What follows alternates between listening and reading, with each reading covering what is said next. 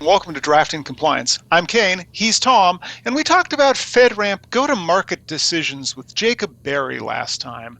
Today, we're talking about media protection. But first, we're talking about beers. Tom, what are we drinking today? I've been watching this one in the refrigerator now for weeks. So -1 for the freshness maybe, but +1 for the can design. So as a person who likes both hazy pale ales and comic books, this one's going to hit 2 of my favorite check marks. So this is Noob. It's made by Odd 13 Brewing. It is a hazy pale ale. So I wanted to show that. Odd 13, if we have anybody listening in the Denver area, it's in Lafayette, Colorado, which is sort of between Denver and Boulder. So if you're ever out that way, it's actually a fun little brewery. I've been there. Oh, okay. Last time I was up in Boulder, I was working with a government agency that claimed they weren't controlling the weather, but based on the spy satellite they had in their front lobby, you know who you are if you're watching, I still believe they're controlling the weather. But also we have one of these giant cans. Tom, there's no way, right? This is not supposed to fit in here, right? That's right. I mean, it may, but I wouldn't. It may. All right. Well, I'm gonna try my best. We're opening this, right? I thought you were yeah. I've already started pouring. I thought you were saying there's no way you're going to drink all of it. And I thought, imagine that. Come on. That would be startling. What in the world? This has a very honey appearance to it. Very hazy. Very hazy. Very foamy, heady. Golden, I guess, would be the color that I'm going to go with here. Kind of looks like wheat. Is this a wheat-based beer, Tom? No. Well, I mean, a lot of them are wheat-based, but I don't know if this one is or not, to be honest. But this is, it's got Mosaic and El Dorado hops in it. It says a rye malt. So, no, it's not wheat. It smells kind of sweet. There's that sweet going and for floral. I get citrus smells, so I'm going to go with mango pineapple. Oh my God, I got citrus. I got foam on my nose again.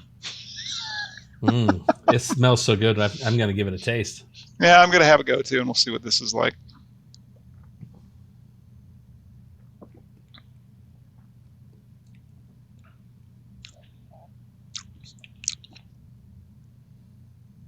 On Amnesia Lane.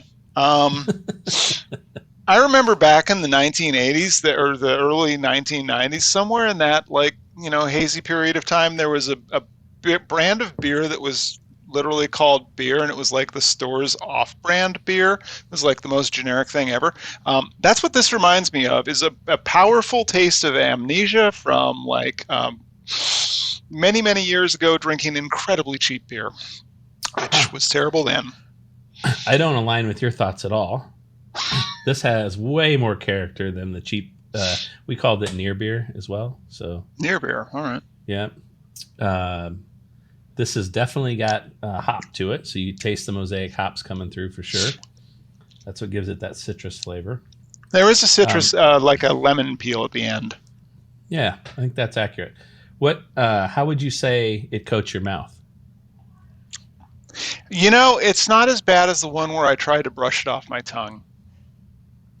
Yeah, I agree with that. It definitely does invite you back, but it's not as overpowering as many sort of hazy IPAs in this general niche of the market. I think it's really good. I enjoy it. Well, I'm going to think about this one and see if the flavor profile changes over time as we're recording here, Tom. Well, I'm going to put the rest of mine in the glass, so we're prepared to talk about media protection. I wonder if I could actually fit. Ooh, you're already excited about media protection if you're trying to fit an entire beer. Oh, I did it. Cool. That way we can acknowledge how little of this I end up drinking. Tom, you mentioned it earlier. What is media protection under FedRAMP Moderate? Yeah, I think most people will recognize the spirit of this set of controls. It's really talking about, first and foremost, digital controls. So think about how you're protecting removable media, file transfer off network, insecure file transfer anywhere, those kinds of things. but it also touches on non-digital media. So this is talking about paper documents as well, Mhm. which I think probably catches some people by surprise. Certainly, the first time I read it, it caught me by surprise because, hey, we are in the digital age. Why do we have printed documents still, right? But Have you ever worked with mechanical engineers? They absolutely love their paper documents. yeah, that's correct. I would say anybody in manufacturing has a lot of paper in general. So, yeah, so it's talking about both removable digital and non-digital media. So you do have to be, you're going to get controls that seem a little wacky, like having to have your documents secured in a certain fashion as they leave secure facilities. So be prepared for that if you have that in your environment. We simply don't have that in our environment, so we can craft pretty easy controls around that. All right. And just at a high level again, what are the main objectives of the media protection control family in the FedRAMP moderate baseline? Yeah, I like to think of this is the controls that have led us to DLP, data life Mhm. cycle protection, right? So it's really saying, hey, do you know what data is critical in your environment? Do you know how that data can exfiltrate your network, and do you have controls around it? And are you preventing exfiltration where you don't want it? All right, and so that covers a range of security measures, I imagine, to protect media. That could be audio, for example, like we're doing here, or video, and so on, in information systems. So, how are we approaching implementing these controls within the context of FedRAMP Moderate? Yeah, this is definitely a layered approach. So there is no one tool that solves all of this problem. So, sort of foundationally and very early on in this process, you want to make sure you've categorized your data very well. The good news is when I walked into Hyperproof, that was one of the first things I looked at. We actually did have a categorization process in place. We use a tool called Google Workspace that really helps with our categorization of data. So it makes it sort of a non-brainer. But then pretty quickly, you're moving to things like how do we secure endpoints? How do we manage our mobile assets? Things like these devices right here that cause all kinds of problems, right? And then All again, kinds of solutions, really, depending on your perspective. solutions and problems. That's correct. I mean, I can't live without it. I know you probably feel the same way anymore. Truth. And then, as I've mentioned, there's a whole set of controls around what you do with your paper documents as well. So we have many of these things in place, but there is no one single tool. So we're talking about MDM solutions. We're talking about BIOS level prohibition of removable media, so USB locks essentially. We're talking about DLP tools that live over top of our file structures. All right. And the information security and cybersecurity landscape really is not static. So, how do we make sure that our media protection policies and procedures stay up to date with the evolving threat landscape? So, just sort of the base thing you need to do is always review your policy. We put annually on most of our policies. Sometimes we've put every 2 years if we think it's okay to get away with every 2 years. But the reality is we're going to look at them every year. But we also put this caveat that we're going to be looking at it as events or security landscape changes. And so and I do say the collective we, so you're part of that, Kane, I'm a part of it. We are watching the news cycles. We are subscribed to all sorts of news threads, right? We're getting a pretty up-to-date understanding of those changing threats, and we're implementing those changes pretty quickly. And then the final thing I'll note, just like recently we had the Rev 4 to Rev 5 change with FedRAMP. FedRAMP is updating to sort of reflect changes in the landscape as well. Oh, and if Is it you're getting better? well, I was going to tell our viewers, if you're interested in another series where I don't drink beer, you should tune into Kane's Top 5 and 5 monthly, wherever you get your podcasts. Now, Tom, going back to media protection, those controls often require coordination between different stakeholders like content creators, IT teams, and security personnel. How do you foster effective collaboration and communication among those groups? Yeah, I'd say again, there's layers to that, right? We make sure that relevant stakeholders all get a copy of policy as it gets updated. So they're seeing the policy. There is training that goes along with most of this policy. So you Mhm. get to understand some of the background associated with policy through training. which is, in my opinion, is pretty critical. So you don't doesn't feel like controls coming at you for no reason. And then we are talking pretty regularly with content creators about what is and isn't appropriate.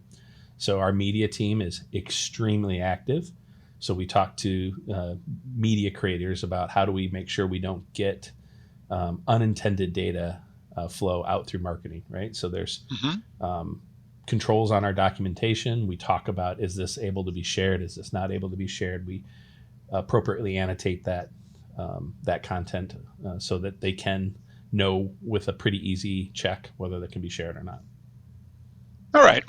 So I want to talk about some examples of that. And before you give an example, one that I'm reminded of from a prior company, we had a fairly detailed checklist whenever somebody took a photo in our offices.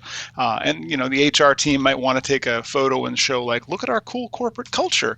And we had to scrub those images that they took to make sure that there was nothing proprietary or confidential or otherwise restricted that could be shown in that. Eventually, it led us to having a policy of don't take photos in this part of the area.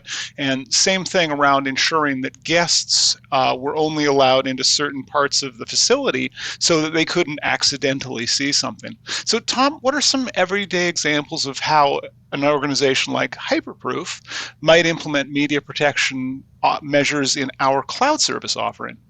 Yeah, great question. So we are 100% virtual, so it creates both opportunity and problems. So we don't have a central capability for things like DLP, right? So we have to provide it over multiple SaaS applications in our environment. So we put DLP on both email and our primary file storage.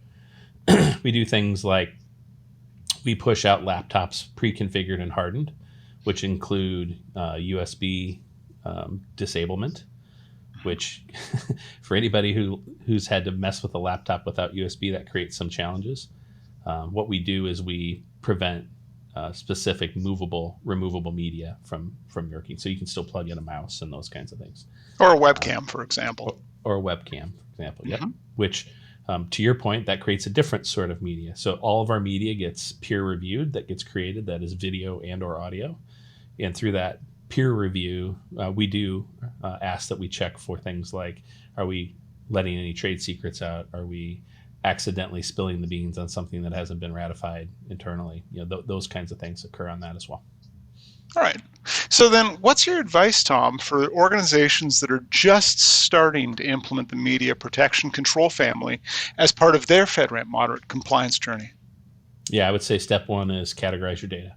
So understand what data is in the environment, categorize it, into the normal groupings: public, private, classified, executive classified, or something similar to that.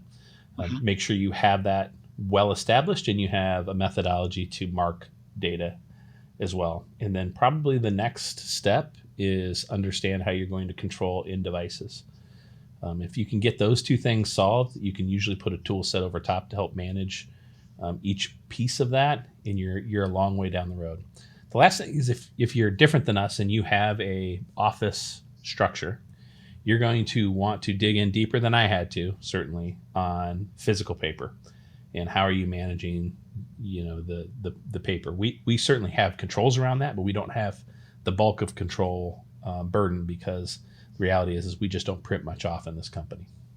Right. That makes a lot of sense. And the other advantage, I think, Tom, of getting into data classification, and I'm assuming you also mean data labeling on the back end, is ultimately an added bonus to that is companies then can deploy data deletion or disposition or retention, depending on how, what background you come from, to actually manage the ongoing life cycle, including the deletion or disposition of those data after they're no longer used, which I see as an added bonus, mostly because, first of all, storage ain't free, and second of all, threat actors can't steal things that you've deleted. Right, Tom? That's correct. And then lawyers will generally like it that you're not retaining data you don't need to retain anyway, right? That's very true. Retention and deletion is a part of this standard as well. So knowing how you want to go into that conversation ahead of time and getting some buy-off with the relative stakeholders in your organization is important. That sounds fantastic. Well, that I think we've hit enough on media protection today. So let's move to our beer reviews. Tom, I think this is. Um, I'm gonna change my initial review or well, I can't change my initial reaction to it. Um, So you've grown to it love it, is what I think I hear you saying. Now that could be taken out of context. Yeah, it's citrusy, I suppose, is the only thing that I really get off of this at this point. It's still the nose is inoffensive, I suppose, is how I might describe it. It's inoffensive and citrusy. Uh, it is not the worst thing that we've drank together on this show. So if Oh, I was to give it a review on high a praise. scale, I it's funny that that's the standard by which praise is measured. I'm going to give this about a 4 out of 10. I think seems fair for this. Nice. That's impressive. I'll say this. I mean, if you like this kind of beer, the hazy, citrusy IPA kind of feel, you're gonna like this beer. I've certainly had better, but this is one of my favorite styles. I think that's gonna surprise absolutely nobody. So I'm gonna rate this pretty high. I'd probably give this a 7. This is something I could drink pretty regularly and be happy about drinking it. Something I could share on the deck with a friend as we peruse the sunset on a summer evening. You're saying you're not having your friends over to talk about FedRAMP Moderate, Tom? My goodness. I'm not. If you're ever in the area, Kane, you're welcome. But I think this has been one of those things as well. Friends don't make friends talk about FedRAMP Moderate outside of work. that's right. But no, Fan- I like it. Fantastic. Well, that's all for this month. Please do like and subscribe for more updates. And with that, we're out. Thanks, everyone. Thank you.